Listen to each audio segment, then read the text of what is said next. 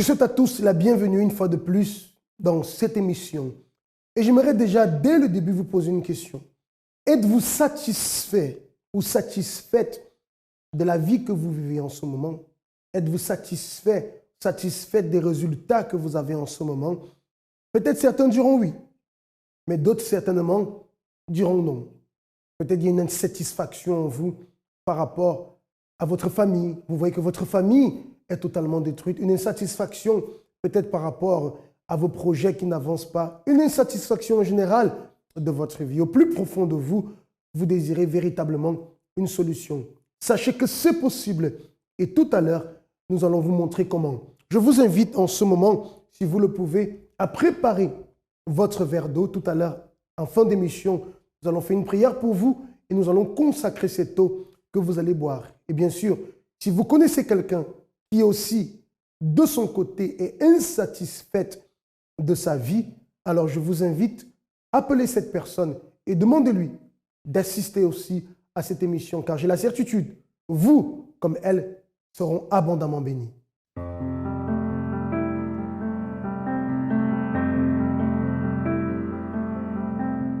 Vous voyez que dans cette émission, nous vous montrons des témoignages qui sont des cas véridiques, des personnes qui vivaient tant de troubles dans leur vie, certains parfois la maladie, d'autres des troubles familiaux, des troubles dans leur intérieur, enfin, tellement de situations pour lesquelles malheureusement souvent, on ne trouve pas de solution. Et vous voyez que ces personnes, à travers la foi, parce qu'elles ont cru, parce qu'elles ont lutté, et surtout, et c'est le point sur lequel je vais venir, parce qu'elles étaient insatisfaites, c'est le mot, elles étaient insatisfaites de leur situation.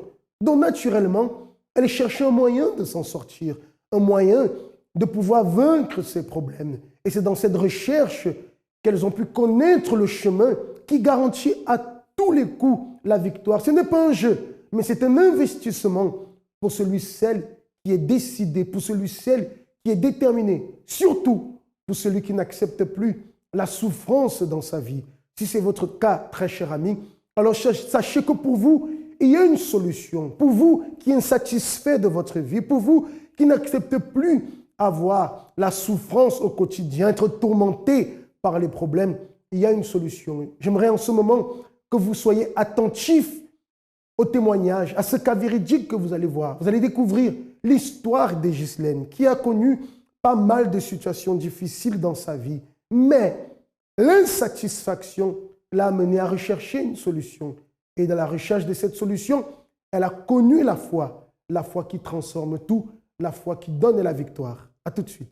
Avant d'arriver au centre d'accueil, ma vie était sans aucun sens. J'avais grandi très malheureuse, j'avais grandi triste, j'avais grandi avec toujours des problèmes qui me suivaient partout, soit dans ma vie spirituelle, sentimentale, familiale, financière, professionnelle. J'arrivais pas à m'en sortir. J'avais un idéal, mais je n'y arrivais pas. J'ai été maltraitée psychologiquement. J'ai été séparée de mes parents. Je n'étais pas aimée. J'ai été abandonnée. Donc, j'étais tout le temps sous pression. Donc, je n'ai pas réussi à être heureuse ni dans l'enfance, ni dans l'adolescence. Et ça m'a poursuivie dans mon jeune âge adulte. Donc, j'ai fait des mauvais choix.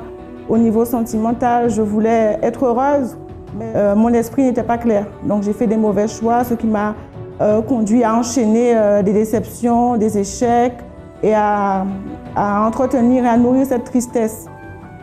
Dans ma famille, ça a toujours été la division. On n'a pas eu une famille unie, on n'a pas été dans un cocon familial sain, dans un foyer comme il fallait pour grandir avec l'amour qu'il nous fallait. Donc j'ai grandi comme ça, je suis devenue jeune femme comme ça, adulte comme ça. Et ça impactait un peu sur tous les domaines de ma vie, ça me poussait à faire des choix peut-être d'une manière émotionnelle qui n'était pas adaptée pour moi. Donc très jeune, c'est vrai que j'ai été tellement malheureuse et incomprise que j'avais envie vraiment de mourir. Je me disais, il valait mieux mourir que de continuer comme ça, puisque personne ne m'entend, personne ne me comprend et personne ne cherche à me comprendre. J'ai connu le centre d'accueil à un moment vraiment de ma vie où j'étais vraiment désespérée. J'étais vraiment dans un trou seule. Je fréquentais une autre église, j'avais arrêté d'y aller, mais pourtant je voulais rester tout près de Dieu, je voulais connaître Dieu, je voulais le servir, je voulais être tout le temps dans sa présence, mais j'avais décidé de rester seule. Parce qu'en fait, j'étais en pleine séparation, en pleine procédure d'un divorce très difficile, une rupture par rapport à mon ancien mariage, qui vraiment, ça n'allait pas, donc c'était très difficile. Je suis arrivée comme ça au centre d'accueil. Une amie m'a parlé d'une église qu'elle a connue en région parisienne. Elle m'a dit, viens, ça vient d'ouvrir ici en Guadeloupe. Et donc, elle m'a dit, je te donnerai l'adresse et puis tu iras voir. Donc là, à partir de ce moment, j'ai commencé déjà à faire des propos, à venir les jours qui étaient recommandés. Je frôlais un peu la dépression. Je n'étais pas dépressive, mais si je ne m'accrochais pas à Dieu, ça n'aurait été pas possible pour moi. Donc j'ai commencé à faire les chaînes de prière, à faire les chaînes du lundi, mardi, surtout mercredi pour chercher la présence de Dieu, le jeudi pour la famille, le vendredi pour la délivrance. J'ai commencé à venir le dimanche aussi, à suivre régulièrement les propos de prière. Après, il y avait des propos de foi. Donc, j'ai commencé à faire des propos de foi. Tout de suite, après, quand je suis arrivée, 1 mois et demi ou 2 mois après, j'ai entendu parler de la campagne d'Israël. Je ne savais pas vraiment ce que c'était, je n'avais pas vraiment compris, mais je me suis dit, je vais y aller. Je vais sacrifier, je vais faire ce que le pasteur dit, parce que je veux que ma vie change. Et j'ai mis toutes mes forces. J'avais beaucoup de problèmes financiers à ce moment.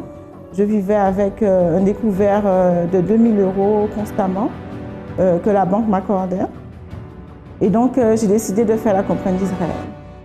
La campagne d'Israël, pour moi, c'est vraiment la solution pour changer les choses que je n'arrive pas à changer moi-même. Pour moi, quand il y a un nœud dans ma vie que je n'arrive pas à résoudre, la campagne d'Israël, c'est la solution. Quand une situation dure, vraiment un problème dur dans ma vie que je n'arrive pas, je n'ai plus de solution moi-même, j'ai épuisé toutes mes forces. La campagne d'Israël, c'est mon appui vraiment que j'utilise pour que Dieu puisse me faire avancer. Et à chaque fois, ça marche. Ça marche à chaque fois. Alors aujourd'hui, à travers la campagne d'Israël, à travers tous les propos et ma persévérance dans la foi, Dieu a changé vraiment tout ce qui avait à changer en moi. À l'intérieur de moi-même, je ne suis plus tourmentée, je suis tranquille, j'ai la paix, je ne pense plus à abandonner. J'ai la force de Dieu en moi et j'ai la présence de Dieu en moi. Donc, à travers tout ce que j'ai pu faire, sacrifier, Dieu a changé ma vision, ma pensée, ma manière d'être. Il m'a donné vraiment, il m'a permis d'utiliser ma foi comme je ne savais pas utiliser avant. Maintenant, je suis en train d'apprendre à grandir encore plus et ma vie change d'une manière constante. Maintenant, je suis arrivée, j'étais divorcée, maintenant je suis mariée, je suis bien mariée. Je suis mariée avec un homme qui sert Dieu et qui a les mêmes valeurs spirituelles que moi. Et c'était ça le plus important pour moi. Dans ma vie professionnelle, j'ai une vision qui est différente. Je ne suis plus stagnée pour dire que je vais être simplement une simple salariée, que je vais attendre tout le temps de quelqu'un. Je cherche toujours à aller plus loin. Donc, je travaille déjà à mon compte. J'ai une société de prestations pour des personnes qui sont dans le même domaine professionnel que moi. Et je suis en train encore de développer une entreprise qui n'a rien à voir avec ma formation. Donc, je ne suis pas bloquée au niveau professionnel. La vision que j'ai, c'est la vision que Dieu m'a donnée. Donc, au niveau de ma vie familiale, ça va. À la maison, il y a la paix. Tout le monde s'entend très bien. On est heureux. La présence de Dieu est là. Donc, Dieu vit en moi. Il est aussi dans ma maison, dans ma famille. Donc, je ne manque de rien. Je continue à persévérer vraiment pour atteindre d'autres objectifs parce que je sais que la vision que Dieu a pour moi, elle dépasse bien celle que j'ai déjà aujourd'hui, ce qu'il a fait déjà pour moi aujourd'hui. Je n'ai pas d'envie de suicide, je ne déprime pas, je ne désespère pas. Vous voyez qu'une personne, dans le cas de Mme Ghislaine, qui dans sa vie, apparemment, n'allait qu'à reculons. Rien n'avançait dans sa vie. Chuté au point de se retrouver sans maison, totalement perdu, condamné, je dirais, à dormir à l'hôtel avec ses enfants. Si elle s'était satisfaite de la situation, dans le sens, si elle avait accepté cela comme un fait de la vie, comme son destin, certainement jusqu'à aujourd'hui, elle serait encore dans la même situation, voire pire. Mais elle n'a pas accepté cette situation. Imaginez-vous une mère devoir voir ses enfants dans cette situation, ou elle-même dans cette situation. Ce n'est pas du tout facile. Peut-être je parle et vous êtes en train de vivre une situation similaire ou la même situation. Sachez que si elle a pu trouver la solution, vous aussi, vous pouvez trouver cette solution. Peut-être votre situation concerne un autre domaine de votre vie, peut-être la vie sentimentale. Enfin, il y a toujours une solution. C'est ce que nous voulons vous faire comprendre. Lorsque nous vous montrons ces histoires véridiques, c'est pour vous faire comprendre que si pour cette personne, dans notre cas, Madame Ghislaine, si elle a trouvé la solution pour sa vie, aujourd'hui, sa vie est totalement restaurée, celle qui dormait à l'hôtel, aujourd'hui à son pavillon, celle qui n'avait plus rien, plus de travail, aujourd'hui à ses entreprises, tout va bien, elle prospère, elle avance, elle a des difficultés, mais elle a connu le chemin qui garantit la victoire, qui est le chemin de la foi. Très cher ami, votre vie a une solution, il y a un chemin pour vous. Peut-être vous avez déjà entendu dire que tout est fini pour vous. Alors je vous affirme, rien n'est fini. Tout peut commencer, tout peut se reconstruire dans votre vie. Comment était votre vie avant d'arriver au centre d'accueil? Avant, j'étais une personne, j'étais toujours battante dans la vie du monde. J'étais une personne très nerveuse, toujours prêt à combattre tous les obstacles. Mais je n'obtenais rien du tout. Par contre, je travaillais, ça fait déjà 30 ans que je travaillais en cuisine et je faisais des extras. J'avais de l'argent qui arrivait en abondance. Je dépensais de l'argent.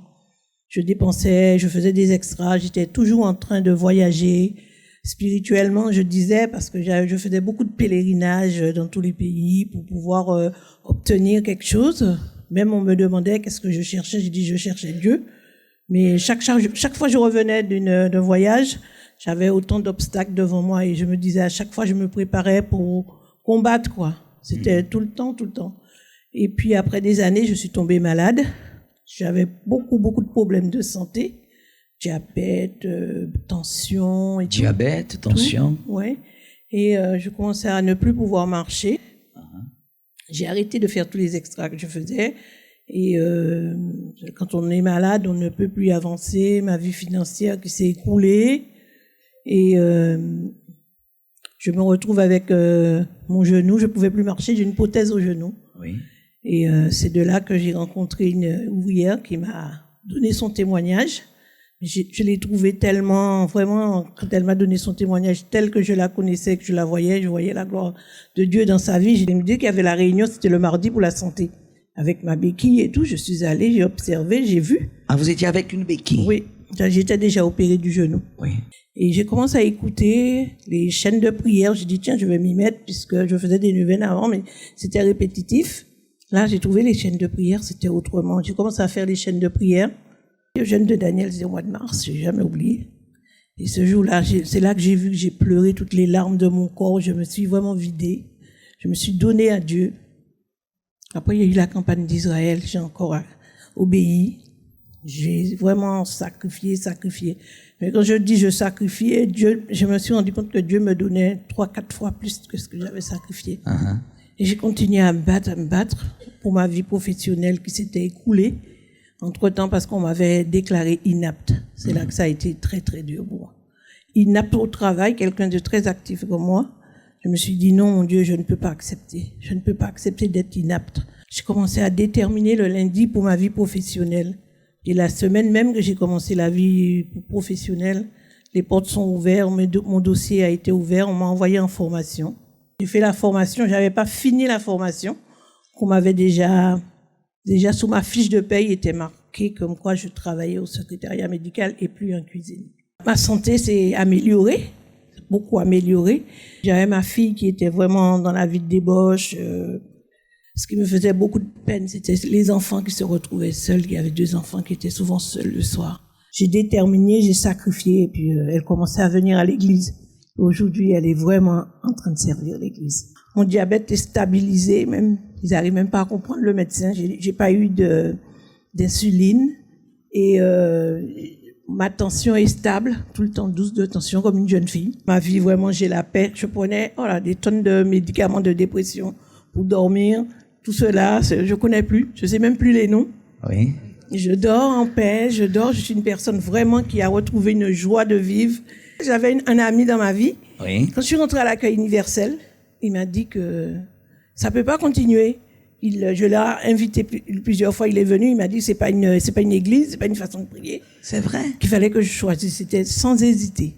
J'ai choisi l'église. Avant, vous étiez malade, souffrante, dans la situation professionnelle, la situation de vos enfants dans la vie de débauche.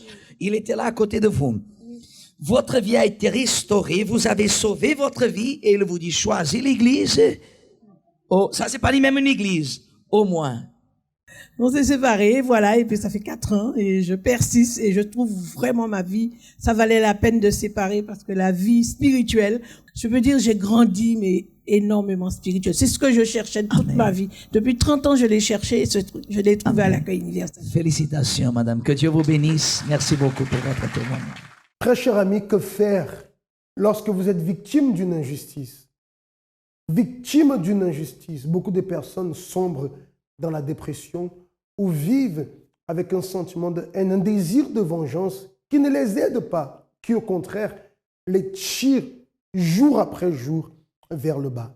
Nous allons voir en ce moment l'histoire de M. Denis qui se retrouvait dans une situation terrible, je dirais, qui était victime d'une injustice, mais véritablement une injustice. Il aurait pu se livrer à la destruction, il aurait pu se livrer aux problèmes.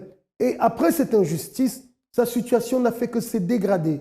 Sur le plan financier, sur le plan de la santé, tout ne faisait que se dégrader.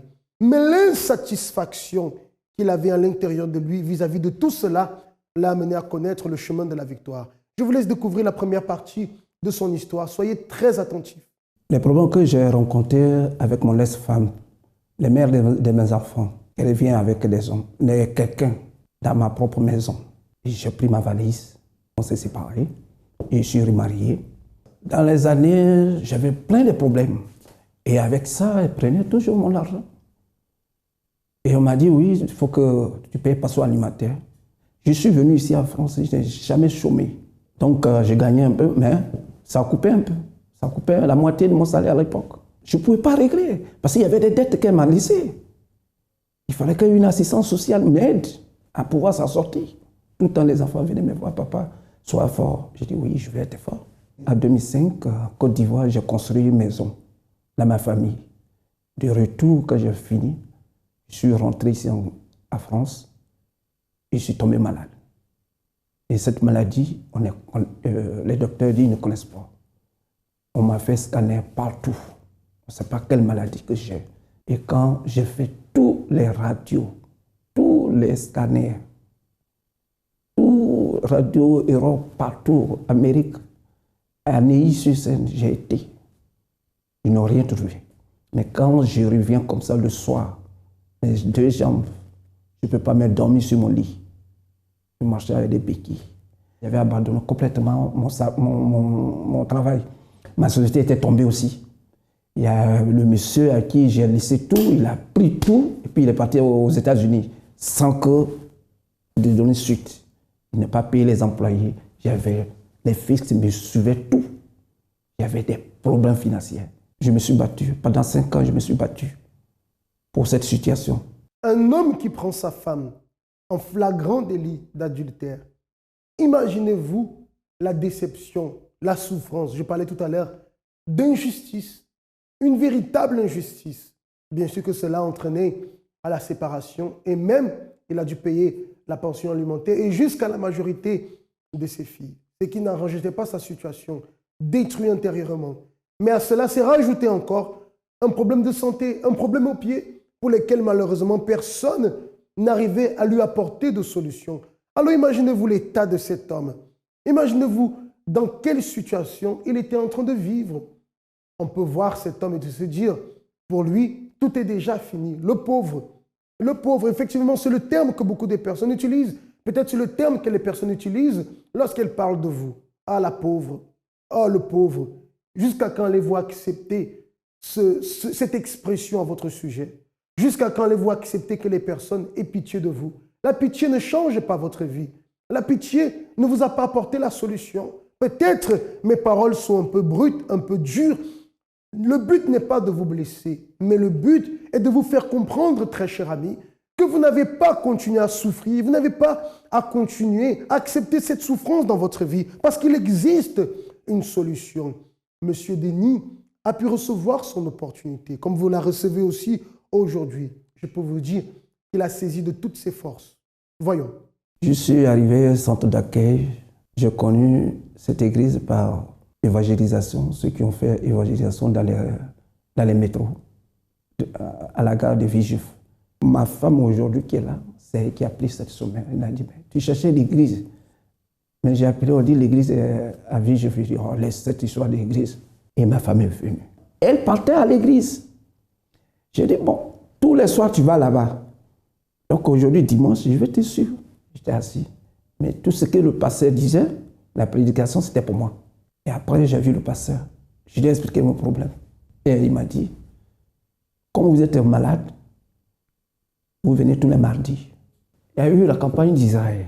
J'ai fait la campagne pour ma guérison. J'ai le marabout, je dépense. On dépense.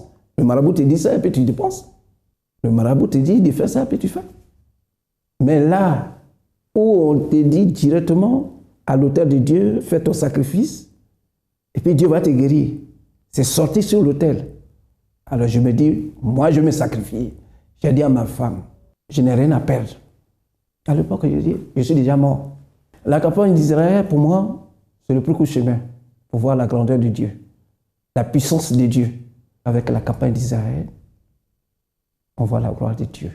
Monsieur Denis, dans sa situation, bien sûr, était insatisfait. C'est ce qu'on parle, c'est le thème dont nous sommes en train de parler depuis le début de cette émission. Vous voyez que l'insatisfaction amène la personne à agir. Elle cherche une solution.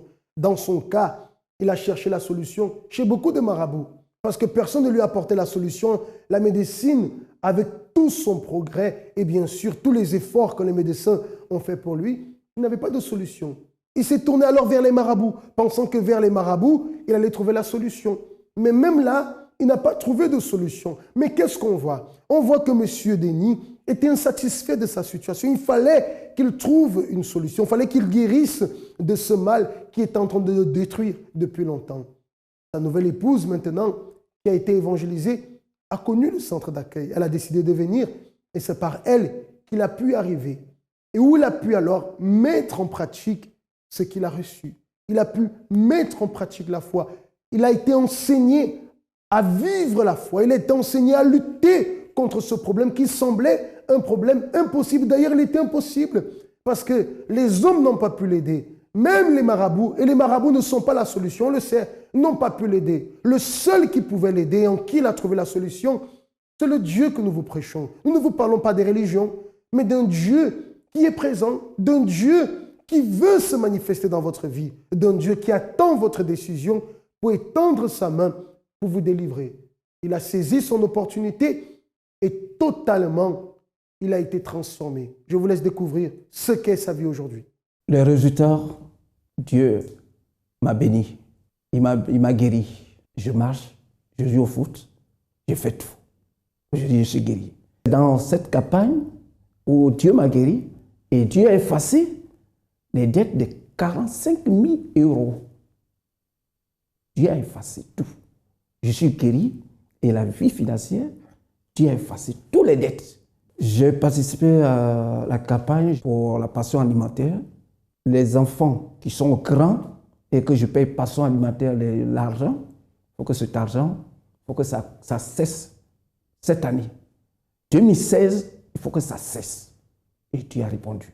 Ma vie financière, parce que l'argent des pensions alimentaires qui partait, Dieu a stoppé aujourd'hui. Par la campagne d'Israël, toutes ces campagnes que je fais, il y a eu la guerre en Côte d'Ivoire, ils n'ont pas touché ma maison. Toute ma famille était intacte. Dieu m'a guéri Et ce que j'ai eu, ce que Dieu m'a fait, je passe aussi à les autres. Tout ce que Dieu a fait pour moi aussi, je passe aux gens. Je suis plus endetté, la vie financière. Dans mon service, le directeur m'a fait asseoir. Tous les grands sont venus pour me voir parce que mon directeur ne voulait pas.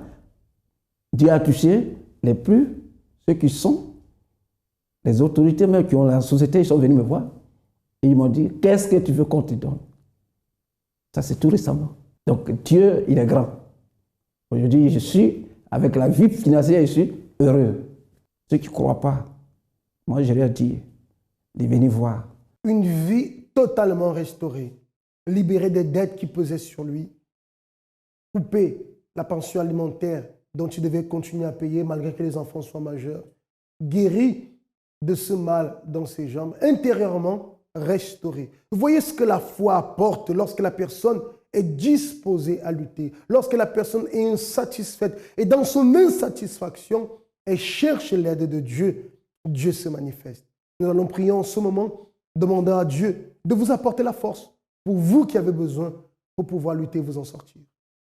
Seigneur mon Dieu et mon Père, nous entrons devant ta présence au nom de Jésus-Christ. Et je prie pour toutes les personnes qui sont unies avec nous dans cette émission, Seigneur mon Dieu, et qui en ce moment participent de cette prière. Je ne sais pas quelles sont les difficultés qu'elles traversent, mais je prie que tu étendes ta main pour les soutenir, pour te manifester dans leur vie. Que tu puisses consacrer cette eau qui est contenue dans ce verre. Et lorsqu'elle boira, Seigneur, viens agir dans son intérieur pour lui apporter la force, pour lui apporter le soutien, les conditions, Seigneur, pour qu'elle se rende ici au centre d'accueil et recevoir cette aide dont elle a tellement besoin. Je les bénis tous au nom de Jésus-Christ. Amen. Buvez avec foi de cette eau et soyez abondamment bénis, très chers amis. Et je vous invite, avant de conclure cette émission, à participer avec nous ce mercredi dans une réunion très spéciale pour prendre soin de votre intérieur. Ici, dans notre siège, au 254 rue du Faubourg Saint-Martin, ou alors dans le centre d'accueil qui se trouve le plus proche de chez vous. Vous avez pour cela le numéro de téléphone qui s'affiche sur le bas de votre écran, ou d'ailleurs, vous pouvez entrer déjà en contact avec nous. Que Dieu vous bénisse et à très bientôt.